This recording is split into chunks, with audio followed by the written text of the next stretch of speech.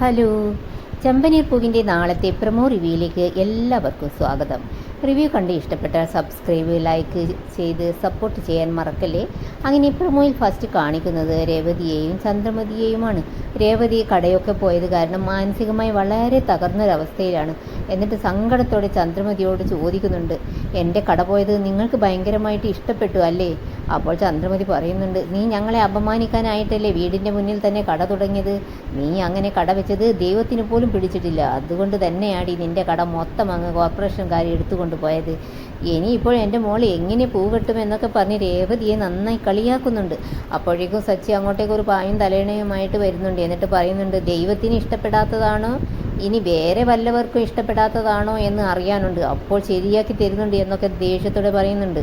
പിന്നെ കാണിക്കുന്നത് രവിയെയാണ്. രവി സച്ചിയോട് പറയുന്നുണ്ട്, മോനെ, നീ രേവതിയുടെ കാര്യം മറക്കരുത്, അവളുടെ കണ്ണീര് നീ തുടക്കണം, ഇത് നിസ്സാരമായി കാണരുത് എന്നൊക്കെ ഇങ്ങനെ പറഞ്ഞു കൊടുക്കുന്നുണ്ട്. അത് കേട്ട് സച്ചി പറയുന്നുണ്ട്, അച്ഛാ, ഞാൻ അവളുടെ കഴുത്തിൽ താലി കെട്ടിയ ഭർത്താവല്ലേ, എനിക്ക് ആ ഒരു വേദന ഇല്ലാതിരിക്കുമോ? അവളുടെ കണ്ണീര് ഞാൻ തുടക്കുന്നതായിരിക്കും അച്ഛാ എന്ന് വിഷമത്തോടെ പറഞ്ഞിട്ട് സച്ചി പുറത്തേക്ക് പോകുന്നുണ്ട്. ഇതോടെ പ്രൊമോ റിവ്യൂ ഇവിടെ അവസാനിക്കുന്നു. Thanks for watching.